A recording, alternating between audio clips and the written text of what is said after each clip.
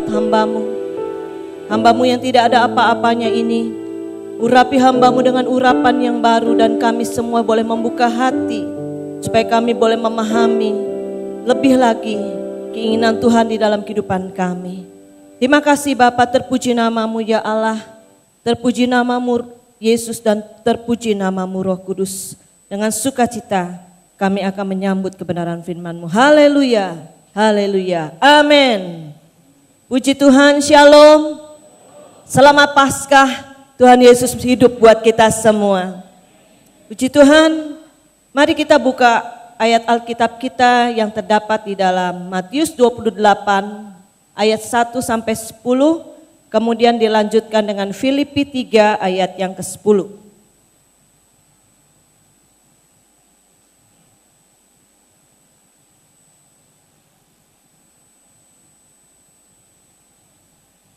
Kita akan baca secara bergantian. Matius 28 ayatnya yang pertama sampai yang ke-10. Kebangkitan Yesus. Setelah hari Sabat lewat menjelang menyingsingnya fajar pada hari pertama minggu itu, pergilah Maria Magdalena dan Maria yang lain menengok kubur itu.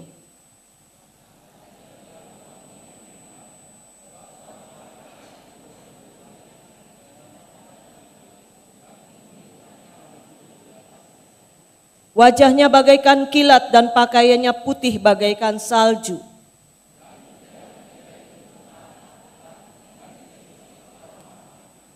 Akan tetapi malaikat itu berkata kepada perempuan-perempuan itu, "Janganlah kamu takut, sebab aku tahu kamu mencari Yesus yang disalibkan itu.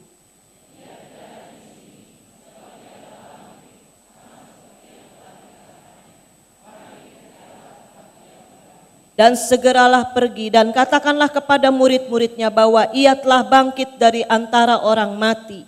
Ia mendahului kamu ke Galilea, di sana kamu akan melihat dia.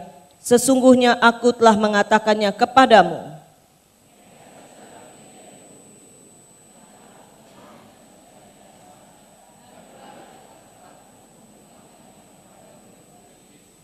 Tiba-tiba Yesus berjumpa dengan mereka dan berkata, "Salam bagimu." Mereka mendekatinya dan memeluk kakinya serta menyembahnya.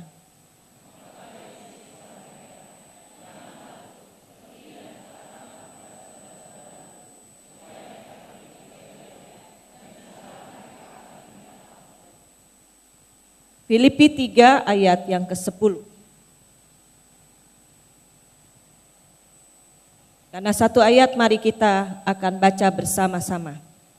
2, 3.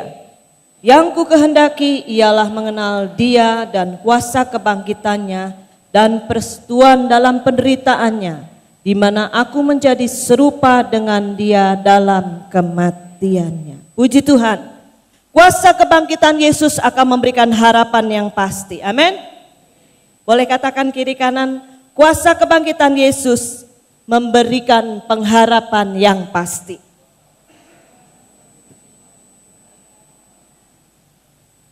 Kita percaya bahwa Tuhan Yesus bangkit. Amin. Benar-benar Yesus sudah bangkit? Ya, Yesus sudah bangkit bagi kita semua dan dia hidup selama-lamanya. Ini merupakan hal yang luar biasa. Tidak ada Tuhan yang lain selain Tuhan kita yang dia bangkit dari kematian dan hidup untuk selama-lamanya. Amin. Sebab itu kita tidak perlu ragu-ragu. Karena dia merupakan harapan yang pasti. Harapan kita yang satu-satunya. Masih ada yang ragu-ragu di sini berkata Tuhan Yesus nggak bangkit. Yang bangkit itu mayat Tuhan Yesus dicuri. Saya yakin dan percaya tidak ada satupun di antara kita yang berkata begitu. Tetapi kita dengan yakin berkata, Tuhan, sungguh Engkau Allah yang dahsyat dan luar biasa. Kebangkitan Yesus penting bagi kita, penting bagi orang yang percaya kepada dia. Karena dengan ini membuktikan bahwa dia adalah anak Allah yang luar biasa. Di dalam 1 Korintus 15 ayat yang ke-17, berkata, jika Kristus tidak dibangkitkan maka sia-sialah kepercayaan kita. Dan artinya kita masih hidup di dalam dosa. Tetapi kita tahu bahwa Dia bangkit. Pengorbanan Tuhan tidak sia-sia. Kepercayaan kita tidak sia-sia. Kita adalah orang-orang umat Tuhan yang telah dibebaskan dan telah dimenangkan. Amin. Di dalam Yohanes 10 ayat yang 17 dan ke-18.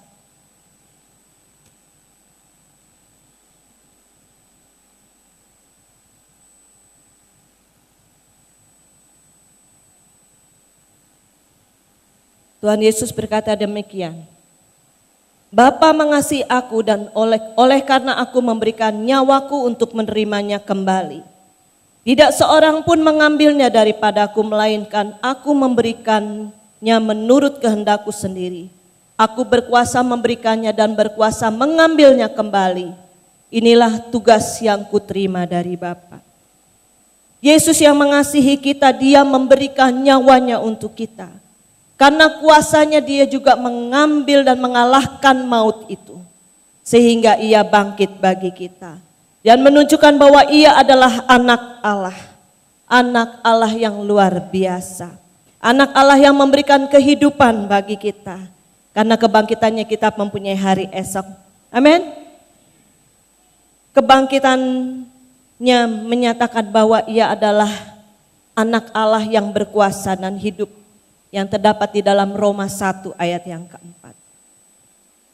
Kebangkitan Yesus juga menunjukkan betapa dahsyatnya kuasa Allah. Tidak hanya sebelum Dia disalib, tetapi waktu Dia telah bangkit, kuasa maut itu telah dikalahkan. Karena Yesus telah berfirman di dalam Yohanes 11 ayat yang ke-25. Dia adalah kebangkitan dan hidup. Barang siapa percaya kepadanya, ia akan hidup walaupun sudah mati. Ia sudah bangkit dan Ia hidup selama-lamanya. Dan karena kematiannya kita akan memperoleh kehidupan yang kekal. Saudara-saudara yang kekasih, kuasa kebangkitan Yesus itu memberikan pengharapan yang pasti. Bagaimana kita akan mengalami dan menerima harapan yang pasti? Filipi 3 ayat yang ke-10 tadi sudah mengatakan bahwa yang ku kehendaki adalah mengenal Dia. Untuk itu yang pertama, bagaimana kita mengalami dan menerima harapan yang pasti adalah mengenal Dia secara pribadi. Mengenal Dia secara pribadi. Waktu kita dalam kehidupan ini mungkin kita mengingat masa lalu. Waktu kita ingin memilih pasangan hidup, tentunya kita tidak akan memilih cap-cip-cup. Tetapi kita dalam masa perkenalan, dalam masa pertemanan itu, kita ingin mengenal dia itu seperti apa. Pasangan yang akan kupilih ini, dia itu sifatnya seperti apa. Karakternya seperti apa. Betul apa betul? Begitu pula dengan waktu kita percaya kepada Tuhan, Tuhan ingin kita mengenal Dia secara pribadi. Secara pribadi dan semuanya itu kita bisa alami dan kita bisa mengenal akan pribadi Kristus melalui apa saudara-saudara? Firman Tuhan yang disampaikan kepada kita. Lewat kebenaran firman itu kita bisa mengetahui keinginan Tuhan, sifat-sifat Tuhan, tabiat Tuhan seperti apa. Tak kenal maka tak sayang. Tuhan lebih dulu mengenal kita sebelum kita mengenal Tuhan. Rasul Paulus kembali mengingatkan bahwa yang ku kehendaki adalah mengenal Dia dan kuasa kebangkitannya. Itu yang membuat kita mempunyai harapan yang pasti di dalam Tuhan. Dan kita tidak pernah ragu-ragu lagi. Kebenaran firman Tuhan yang kita dapatkan lewat perenungan kita sehari-hari, lewat pembacaan Alkitab, maupun lewat kebenaran firman Tuhan yang disampaikan kepada Bapak Ibu Saudara semua dalam setiap ibadah. Sebab itu mari kita dengar baik-baik pesan Tuhan lewat hamba Tuhan yang menyampaikan kebenaran firman Tuhan. Bukan hanya datang ke gereja hanya mau diabsen, oh hari ini saya datang ke gereja. Oh hari ini supaya saya gak punya utang datang ke gereja. Apa yang dicari waktu kita datang ke rumah Tuhan? Apakah kita hanya mencari pujian, mau ikut nyanyi aja senang? Atau kita mau lebih dalam lagi mengenal Tuhan lewat kebenaran firman Tuhan? Supaya kita tahu keinginan Tuhan dan maksud Tuhan dalam hidup kita, amin. Kemarin kawan saya cerita, dia pelayanan di satu gereja, dia sering kali pelayanan di tempat itu dan dia selalu menciri satu ibu yang selalu datang terlambat, ya. Dan duduknya selalu di situ. Dan kalau ke gereja dia pakai bajunya itu yang warnanya agak mencolok. Dan waktu kebenaran firman Tuhan disampaikan, ibu yang datang terlambat ini dan duduk di pojok itu selalu bukan mendengarkan firman Tuhan dengan baik. Sudah datang terlambat, dia duduk. Dan dia waktu firman Tuhan mulai memejamkan matanya dan dia tidur di gereja. Lucunya setelah hamba Tuhan ini selesai firman waktu salaman di depan, dia katakan gini, firman Tuhan Ibu luar biasa dan memberkati saya. Orang tidur di gereja, sampai temennya juga bilang bisa tidurnya mending kalau cuma begini ya, biasa banyak orang tidur tunduk. Enggak, dia sampai. Tapi dia bisa bilang, Tuhan Yesus, firman Tuhan Ibu memberkati saya. Saya rasa dengarnya setengah-setengah itu ya, sambil mimpi. Tentu kita semua tidak akan begitu, tapi kita akan memperhatikan baik-baik kebenaran firman Tuhan. Amin. Dengan kita merenungi firman Tuhan, mendengar firman Tuhan, maka kita bisa mengikuti teladannya. Kita tahu sifat Tuhan Yesus yang begitu luar biasa. Penuh kasih, dia lemah lembut, dia mengampuni, dia mencari orang-orang berdosa. Nah, waktu kita mengenal pribadi Tuhan seperti itu, apakah kita juga mengikuti teladan Yesus seperti itu? Waktu kita mengenal dia secara dalam, bagaimana praktek dalam kehidupan kita? Apakah kita juga mencerminkan pribadi Tuhan Yesus dalam hidup kita? Jangan sampai orang berkata begini, orang itu rajin ke gereja, yang katanya kenal Tuhan Yesus luar dalam, yang udah khatam nih Alkitabnya, tetapi kehidupan sehari-harinya jauh dari seperti Tuhan Yesus. Itu tidak memberikan harapan yang pasti buat orang lain. Dan entah apakah kehidupannya juga berkata punya iman bahwa dia mengamini bahwa Yesus pengharapan yang pasti. Tuhan Yesus pernah berkata begini, biarlah kehidupanmu itu jangan seperti orang Farisi dan ahli Taurat. Kalau kamu gak lebih dari mereka, sama aja bohong. Tuhan Yesus mau kita mengikuti dia dan mengenal dia. Terlebih mengenal kuasa kebangkitannya. Supaya kita dengan yakin berkata, kuasa kebangkitanmu Tuhan merupakan pengharapan yang pasti buat hidupku. Amin. Jangan sampai orang berkata kepada kita, benar kamu kenal Tuhan Yesus, kok kamu gak yakin, kok kamu ragu-ragu waktu sakit, waktu kamu mengalami masalah, kok gak seperti Tuhan Yesus, kok gak seperti murid-muridnya tetapi kamu mencari pengharapan yang lain. Jangan sampai ada orang berkata begitu kepada kita. Tetapi di saat kita berkata, Tuhan, kuasa kebangkitan-Mu yang akan memberikan harapan yang pasti. Dengan aku ingin mengenal Engkau lebih jauh. Maka waktu badai itu datang, waktu masalah itu datang, kita tidak pernah lari dari Tuhan. Amin. Ada orang yang bilang begini, Bu, saya gak ke gereja dulu deh, Bu. Kenapa? Habis saya lagi banyak masalah. Saya lagi susah. Iman saya lagi lemah. Justru waktu iman kita sedang lemah, waktu kita punya masalah, kita datang kepada siapa? Tuhan pengharapan yang pasti. Amin. Mari kita menanggapi semuanya itu dengan tindakan iman kita. Seperti Tuhan Yesus taat sampai akhir, demikian pula kita taat sampai akhir. Amin. Kalau kita kenal Dia secara pribadi, mengenal kuasa kebangkitannya, mengimani kuasa kebangkitannya, bahwa Dia akan memberikan pengharapan yang pasti. Apapun yang terjadi kita tetap katakan, Yesus harapan jiwaku. Amin. Kita kenal Tuhan bukan hanya cari berkat jasmaninya saja.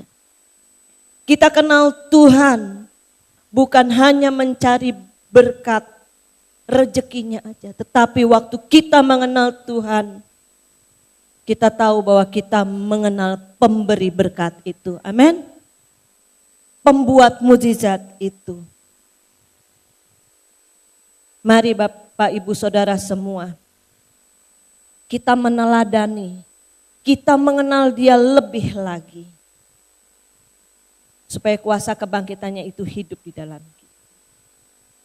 Yang kedua, bagaimana kita akan mengalami dan menerima pengharapan yang pasti sewaktu kita berada di dalam persekutuannya. Di dalam ayat yang ke-10 dikatakan begini.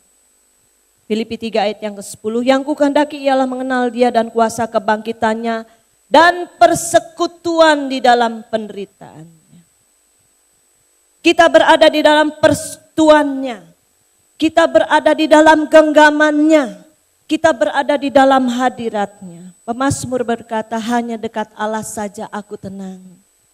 Daripadanya lah datang kekuatan, ketenangan kita. Waktu kita mengenal Dia secara pribadi, itu yang akan membuat kita semakin dekat. Tidak saja dekat dan kenal, tetapi kita berada di dalam Dia. Dan Dia ada di dalam kita. Amin. Kita mempunyai persekutuan dengan Kristus yang akan melahirkan suatu kebenaran. Bapak, Ibu, Saudara semua, waktu kita intim dengan Tuhan, kita dekat dengan Tuhan. Terlebih lagi waktu kita sudah mengenal Dia secara pribadi, maka gaya hidup kita mencerminkan gaya hidup kekasih Tuhan. Waktu kita dalam kehidupan sehari-hari kita intim dengan pasangan hidup kita. Kita intim dengan Dia. Mungkin hanya dengan gaya tubuh aja, dengan kerlingan mata aja, sudah tahu apa yang diingini pasangan kita. Betul apa betul? Halo?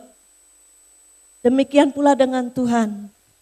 Waktu kita hidup intim dengan Tuhan, berada di dalam persekutuannya,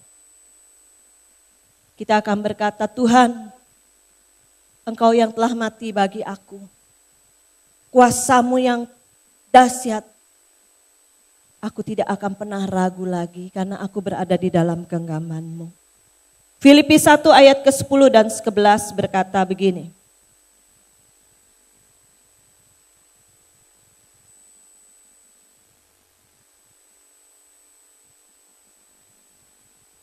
Bahwa waktu kita sudah intim dengan Tuhan, mulai dari ayat yang ke-9 ya. Dan inilah doaku, semoga kasih-Mu makin melimpah dalam pengetahuan yang benar dan dalam segala macam pengertian. Sehingga kamu dapat memilih apa yang baik, supaya kamu suci dan tak bercacat menjelang hari Kristus. Penuh dengan buah kebenaran yang dikerjakan oleh Yesus Kristus untuk memuliakan dan memuji Allah. Kematiannya dan kebangkitannya yang akan merubah segenap kehidupan kita dan kita semakin ada di dalam persekutuannya. 1 Korintus 1 ayat yang ke-30 berkata, 1 Korintus 1 ayat yang ke-30,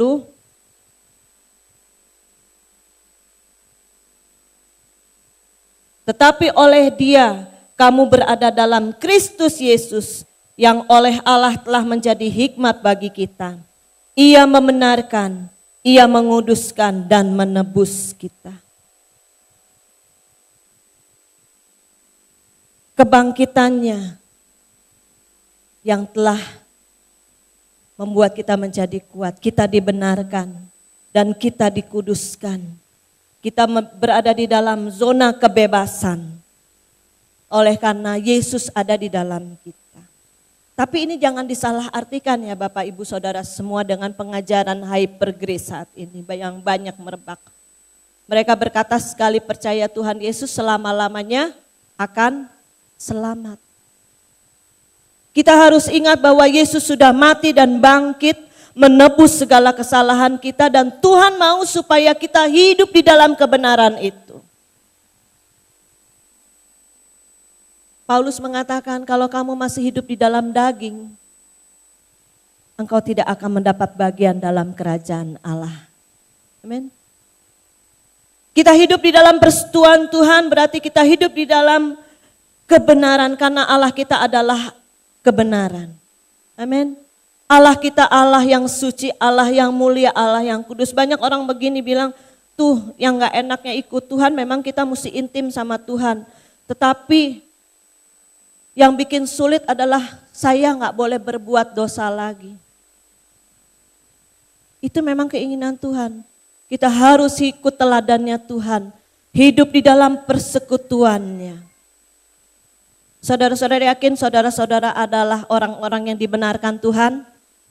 Kenapa yakin? Karena kita sudah hidup di dalam persekutuan dengan Dia. Dia ada di dalam kita. Kita ada di dalam Dia. Dia Allah yang kudus. Dia Allah yang mengkuduskan kita. Amin. Dia Allah kebenaran. Sebab itu kita harus hidup selalu di dalam kebenaran. Semakin kita intim dengan Tuhan, semakin kita tahu bahwa kita harus hidup seperti Dia. Sulit atau gampang? Perkaranya mau apa tidak mau.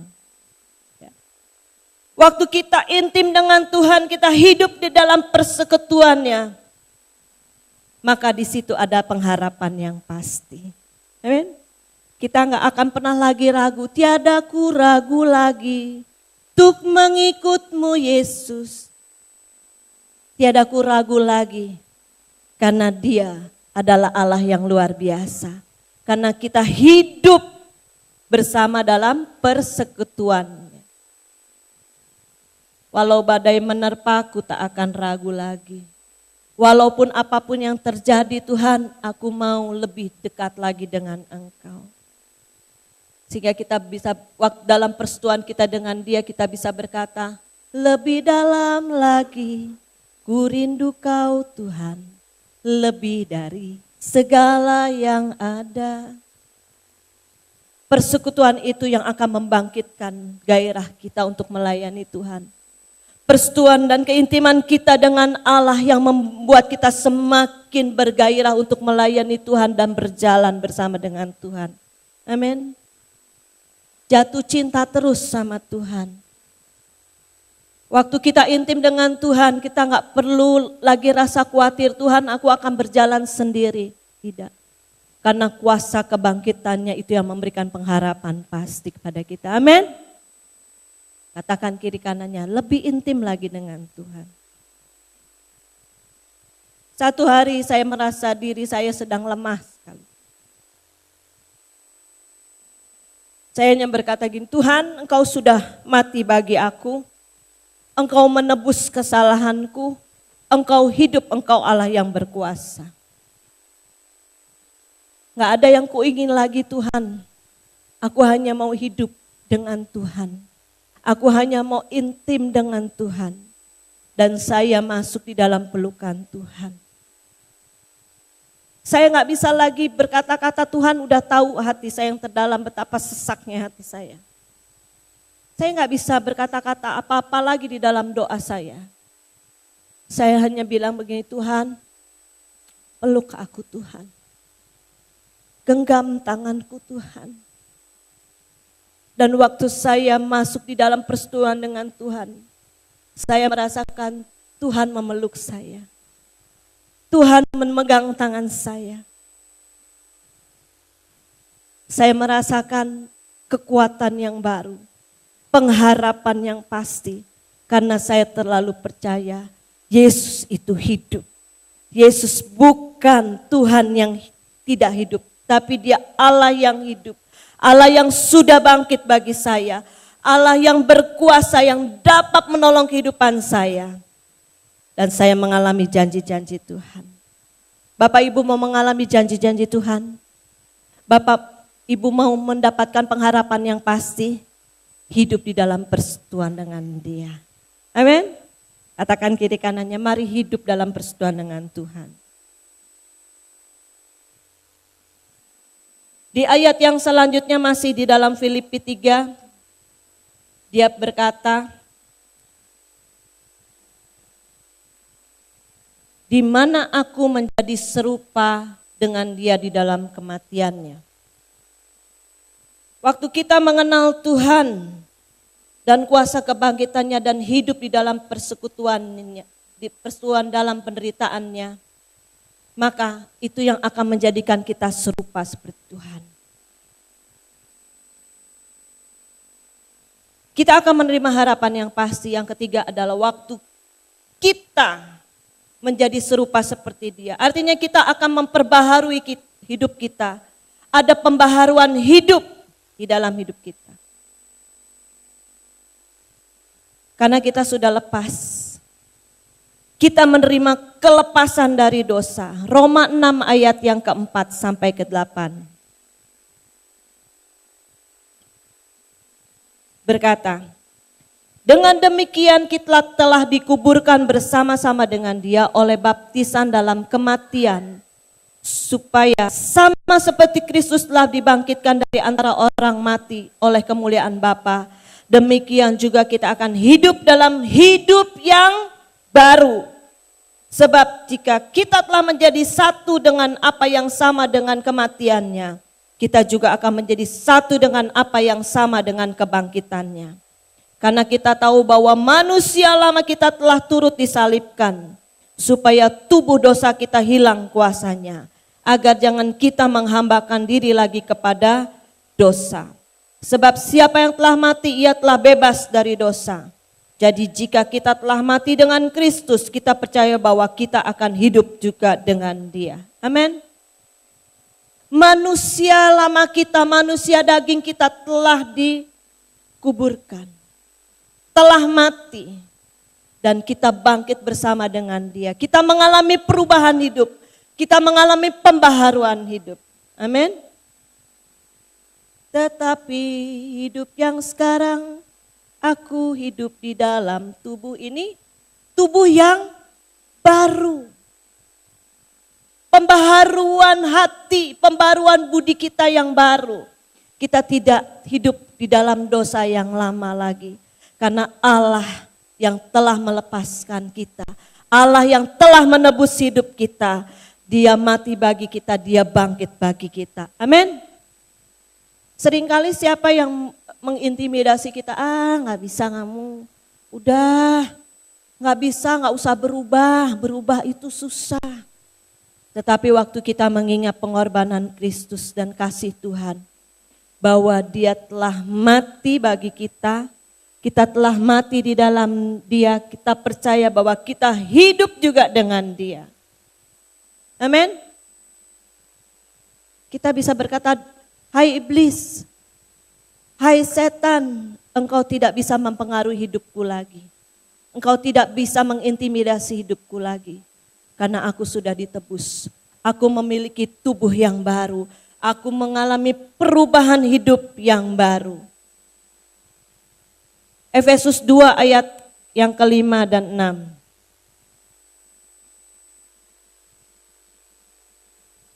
Efesus kedua ayat 5 dan 6. Mulai ayat keempat, tetapi Allah yang kaya dengan rahmat oleh karena kasih-Nya yang besar yang dilimpahkannya kepada kita telah menghidupkan kita bersama-sama dengan Kristus. Sekalipun kita telah mati oleh kesalahan-kesalahan kita, oleh kasih karunia kamu diselamatkan. Di dalam Kristus Yesus Ia telah membangkitkan kita juga dan memberikan tempat bersama-sama dengan Dia di surga. Amin. Dia Allah yang memberikan pengharapan yang pasti.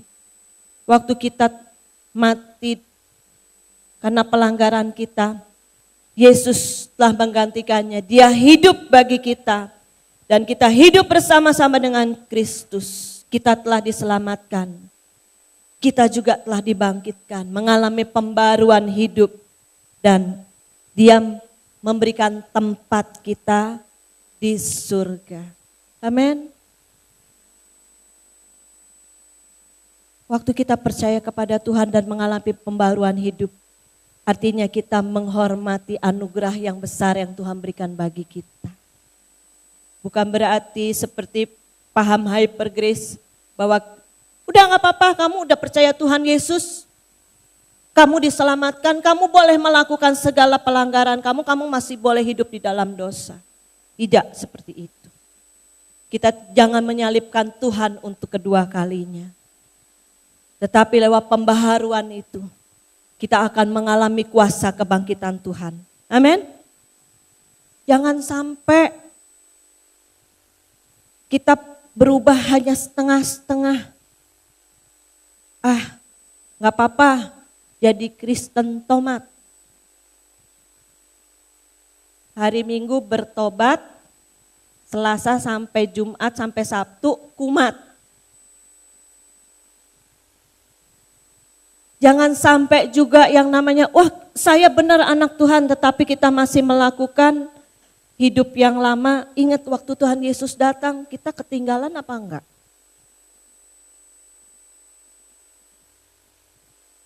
Saya diingatkan waktu Opa Nathan, opa saya masih hidup, kita anak-anak suka nonton ya, pengennya nonton.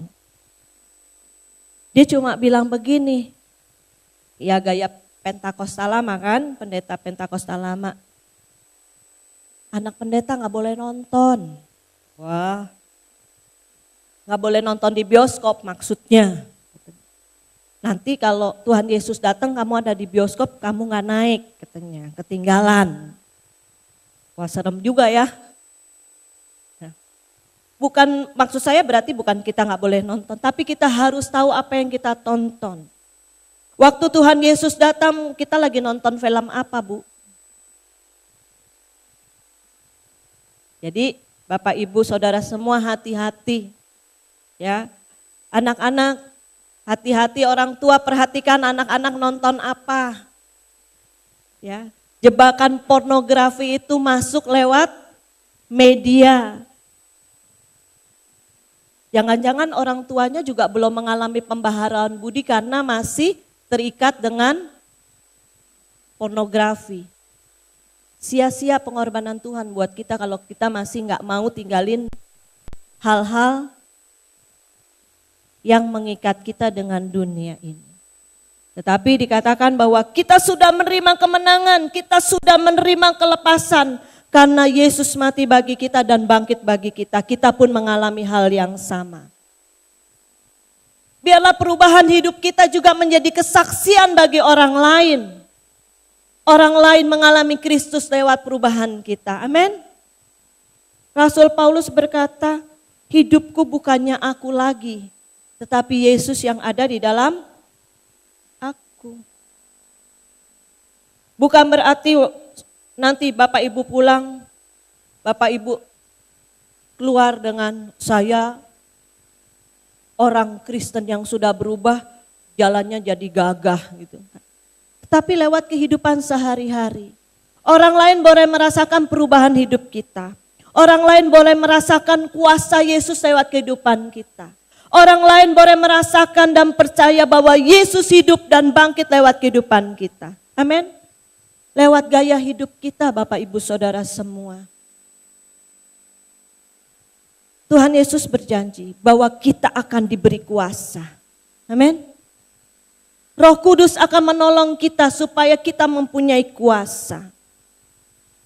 Rohnya tinggal di dalam kita. Orang-orang yang mengalami kuasa kebangkitan Yesus akan mengalami perubahan hidup. Kita tidak lagi hidup serupa dengan dunia ini. Amin. Kita akan mengalami hal-hal yang luar biasa karena kita percaya Allah pemberi pengharapan yang pasti. Akan ada mujizat-mujizat yang dihasilkan lewat kehidupan ibu dan bapak semua. Bukan yang spektakuler, tapi kalau Tuhan izinkan, ya kita bisa mengalami hal yang luar biasa. Kita menjadi suratan yang terbuka. Kita menjadi firman Tuhan yang terbuka karena Yesus ada di dalam hidup kita. Tadi kita sudah mengenal Dia. Kita hidup di dalam persekutuannya dan kita menjadi berubah, mengalami pembaharuan budi, mengalami pembaharuan hidup kita karena Yesus ada di dalam hidup kita. Amin. Satu hari, ini hal yang kecil saja ya. Kami sedang pergi ke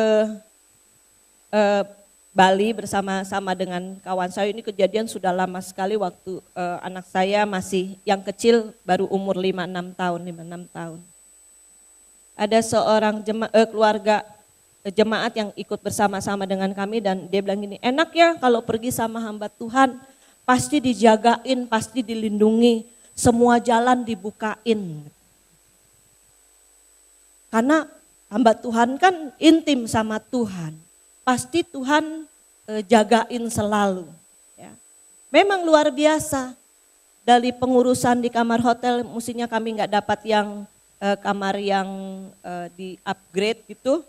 Tapi Tuhan buka jalan, Tuhan berkati lewat keluarga ini kami bisa mendapat upgrade ruangan. Tapi bukan itu poinnya. Waktu sedang berjalan, tiba-tiba Yudia tuh jatuh, tangannya patah. Lengannya dari lurus jadi huruf C. Gitu ya. Mereka terhenyak, loh katanya dilindungi, tapi kok anak ibu bisa jatuh begitu ya. Katanya, jadi udah gak bisa ngomong, tapi saya lihat dari roman mukanya. Saya hanya berkata begini, janji Tuhan itu pasti akan digenapi di dalam orang yang hidup, di dalam persekutuan dengan Tuhan. Gak ada kekhawatiran lagi karena Tuhan sudah memperbarui hidup kita, memperbarui akal pikiran kita. Saya hanya berkata kepada anak saya yang kecil karena dia nangis kesakitan di Tuhan Yesus. Baik, Tuhan Yesus yang nyembuhin dia dan angkat sakitnya. Dalam nama Yesus ya, sembuh dalam nama Yesus Tuhan.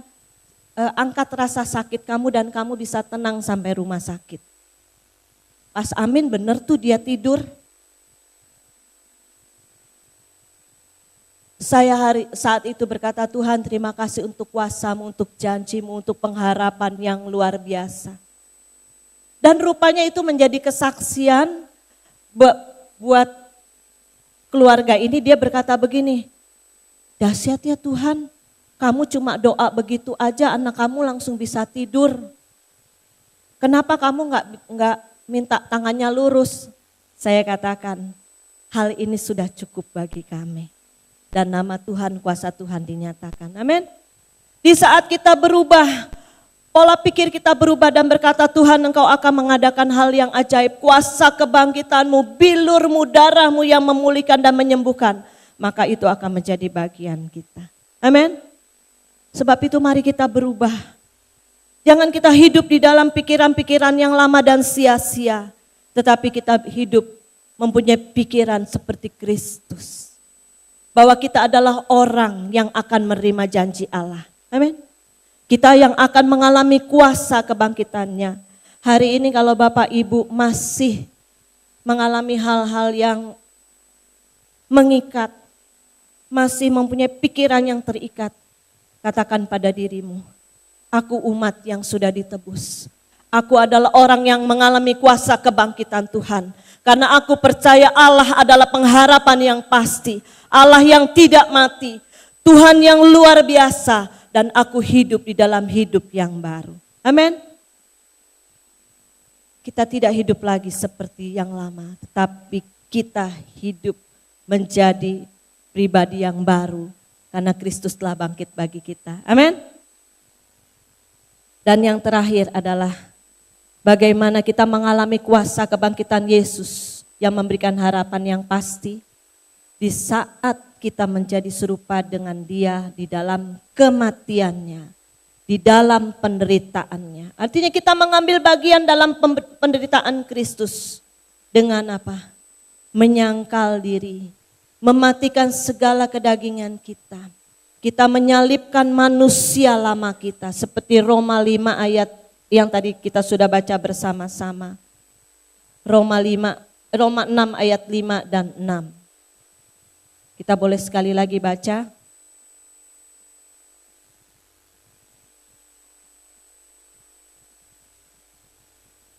Sebab kita telah menjadi satu dengan apa yang sama dengan kematiannya, kita juga akan menjadi satu dengan apa yang sama dengan kebangkitannya.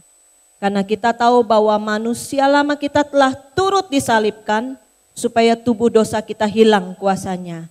Agar kita jangan menghambakan diri lagi kepada dosa. Artinya kita harus menyalibkan manusia lama kita. Kita jangan hidup lagi sebagai hamba dosa. Kita harus berani menyangkal diri. Dalam hal apa? Dalam segala keterikatan kita.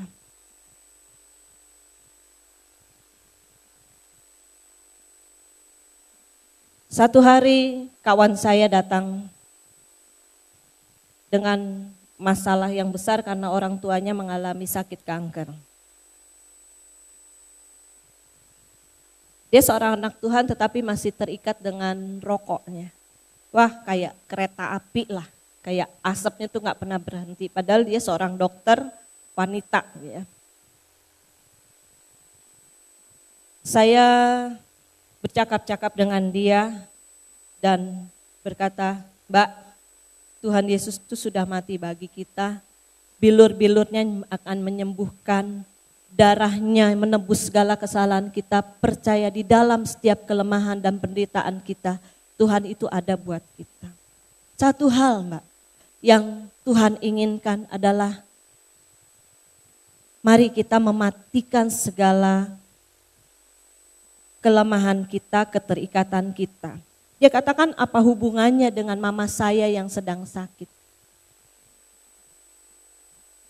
Saya katakan, Mbak, kalau kita mau menyangkal diri, mematikan manusia lama kita akan mengalami kuasa Tuhan. Begitu ya. Maksudnya jadi gimana katanya. Saya mesti puasain mama saya. Saya gak kuat karena saya sakit mah katanya. Oke. Apa yang menjadi keterikatan Mbak saat ini? Aduh, gua gak bisa lepas dari rokok. Nah, Tuhan mau itu. Tuhan mau itu. Dan dia belajar karena dia sayang sama mamanya. Dan dia mau mengalami pembaharuan dan mengalami kuasa kebangkitan Tuhan dalam hidupnya. Maka dia belajar untuk melepaskan keterikatannya dengan rokok ini. Ya, saya pantau dia, saya istilahnya mentorin dia juga ya. Padahal dia lebih tua dari saya. Saya katakan, mari Mbak, sama-sama dengan saya kita mematikan dan menyangkal diri. Supaya kuasa kebangkitan itu, kuasa Tuhan itu, dan kita juga mengalami, ikut merasakan bagaimana Tuhan mau meninggalkan ketuhanannya untuk turun ke dalam dunia ini dan dia mengalami penderitaan. Melepaskan semuanya. Mbak percaya pasti Tuhan akan tolong. Puji Tuhan. Berjalan dengan waktu, ibunya mengalami pemulihan. Mamanya mengalami pemulihan. Dan dia terlebih lagi secara tidak disadari dia mengalami pembebasan yang luar biasa. Dia bilang begini, rupanya ini keinginan Tuhan saya lepas dari rokok. Dan waktu dia mau ambil rokok lagi, dia merasa rokok itu pahit buat dia. Dan dia katakan, puji Tuhan, Tuhan sudah melepaskan saya.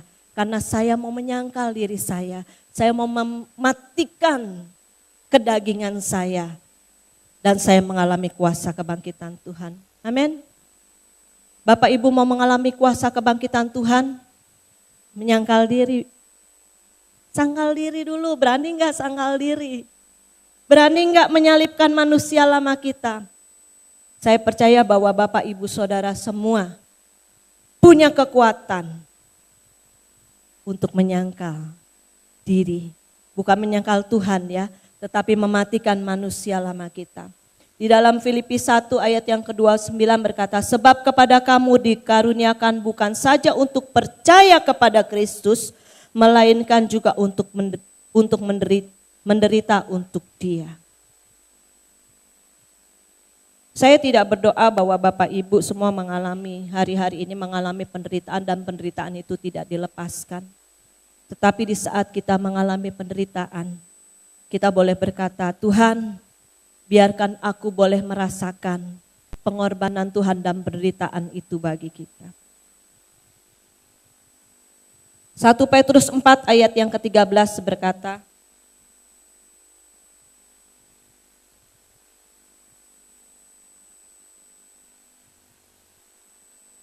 perikopnya adalah menderita sebagai Kristen. Sebaliknya bersukacitalah sesuai dengan bagian yang kamu dapat dalam penderitaan Kristus supaya kamu juga boleh bergembira dan bersukacita pada waktu Ia menyatakan kemuliaannya. Bapak Ibu Saudara semua,